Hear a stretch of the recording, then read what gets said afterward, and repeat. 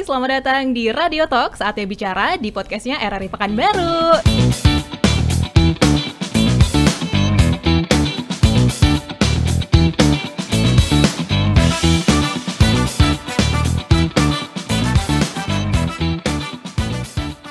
Dan kali ini Tifa udah kedatangan nih salah satu narasumber yang pastinya semua orang tahu ya. Apalagi lihat dari thumbnailnya tadi di YouTube pasti udah langsung klik nih. Siapa lagi kalau bukan Kak Seto. Halo Kak Seto. Iya, halo juga Kak Tifa. Yes, bener banget. Kak Seto gimana nih kabarnya? Alhamdulillah baik, tetap sehat dan tetap semangat. Alhamdulillah baik. Semangat terus ya pokoknya Kak Seto. Yeah. Gimana nih Kak Seto perjalanan dari Jakarta ke Pekanbaru, aman? Alhamdulillah aman. Alhamdulillah. Dari Pekanbaru jalan dulu ke Rokan Hulu. Oke. Kemudian balik lagi menikmati pemandangan indah di bumi Lancang Riau. kuning. Oke. Iya, bumi Lancang kuning. Dan ini gimana nih? Panas nggak nih Kak Seto? Alhamdulillah tidak. Oh tidak. Cukup sudah segar. sudah terbiasa ya dengan udara Pekanbaru sepertinya Kak Seto. Dan seperti yang udah ada di thumbnail juga nih, kita akan ngebahas salah satu isu yang mungkin sedang viral juga di media sosial nih Kak Seto. Dan tentunya ini juga menarik perhatian banyak orang dan menjadi salah satu isu yang sepertinya sudah isu nasional begitu ya Kak Seto ya. Iya, Dan memang ini kejadiannya bukan hanya di Jakarta saja, tapi baru-baru ini juga terjadi di Kota Pekanbaru ini. Ini merupakan masalah yang serius ya Kak Seto ya. Masalahnya ini adalah kekerasan yang terjadi di daycare yang seharusnya daycare ini menjadi tempat penitipan anak yang memang sudah menjadi ini ya, sudah diamanahkan oleh orang tua untuk menjaga anak, malah terjadi hal-hal yang tidak diinginkan begitu Kak Seto. Nah ini kenapa sih Kak Seto kasus ini tuh bisa terjadi gitu? Iya, mungkin kita ingat satu kata-kata bijak. Suatu tindak kejahatan atau kekerasan bukan hanya niat dari pelakunya, tapi juga karena adanya kesempatan. Jadi tanpa sadar, berbagai tempat, apakah sekolah, apakah daycare, apakah mungkin suatu pondok dan sebagainya, kalau tidak ada pengawasan, kalau tidak ada aturan yang jelas atau pegangan dari para pengasuhnya, maka kemungkinan terjadinya tindak menyimpang bentuk kekerasan terhadap anak juga akan terus terbuka lebar. Berarti karena kejahatan itu karena adanya kesempatan begitu ya Kak Seto. Jadi dimanapun bisa terjadi begitu ya? Betul. Dan ini kan sebetulnya juga fenomena gunung es ya. Yang terlapor memang baru 2 ini. Itu karena adanya keberanian melapor dari salah satu guru, dari orang-orang terdekat begitu.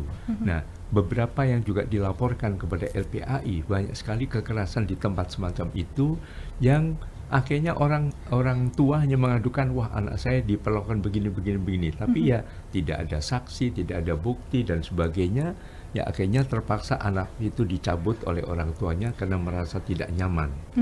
Jadi ini mungkin pembelajaran bagi kita semua, yaitu pertama memang harus ada izin resmi untuk daycare ini, itu dari Dinas Pendidikan setempat.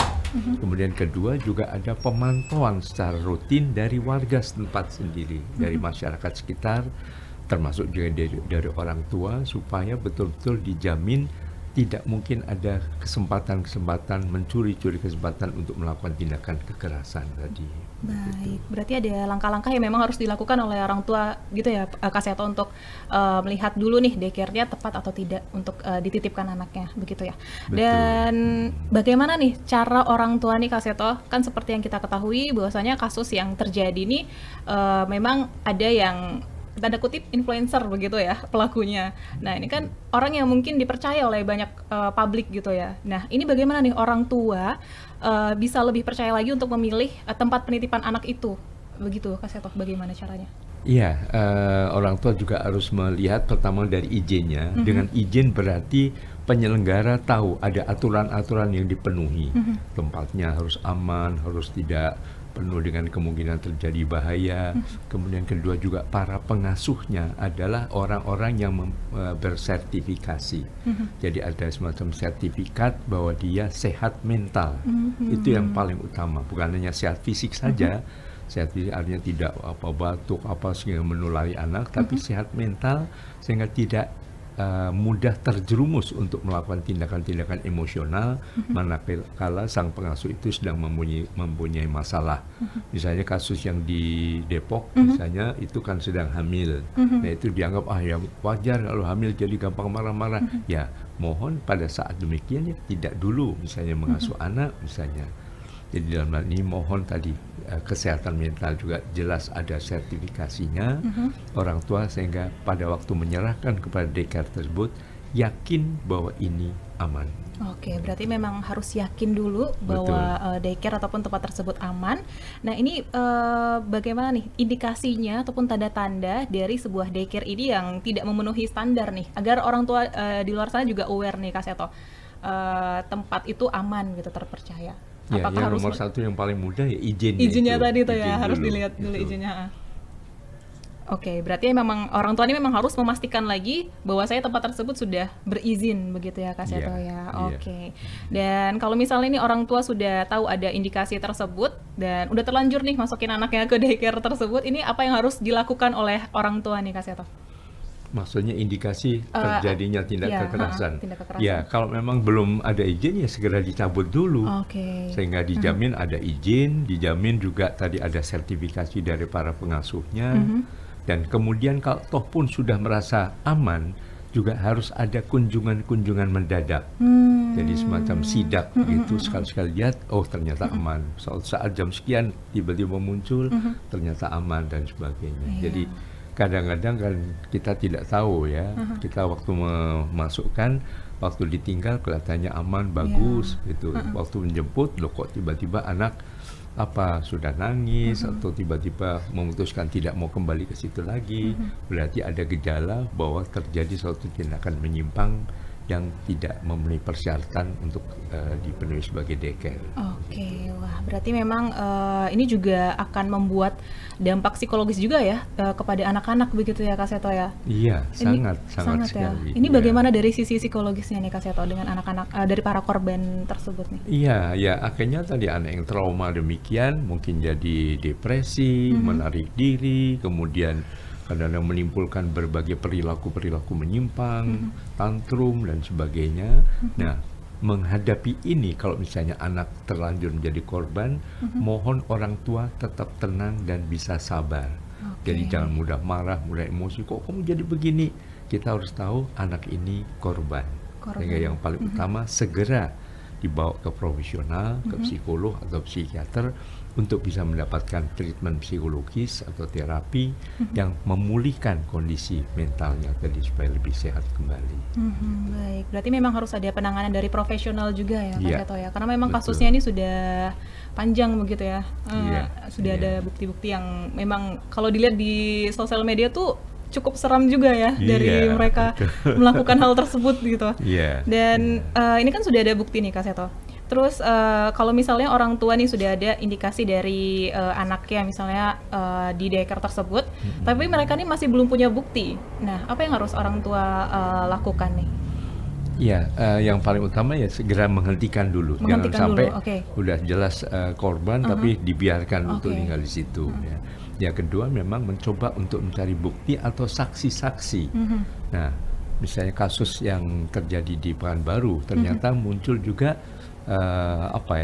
laporan dari beberapa orang tua yang lain yang memperkuat bahwa anaknya juga mengalami hal-hal seperti itu dari keluhannya, berapa kali pernah misalnya mengeluh atau mungkin ketakutan dan sebagainya. Jadi ini betul-betul harus menjadi perhatian serius para orang tua manakala menitipkan ke daycare, selalu mengevaluasi setiap kali menjemput pada saat pulang, bagaimana air mukanya, ekspresinya dan sebagainya.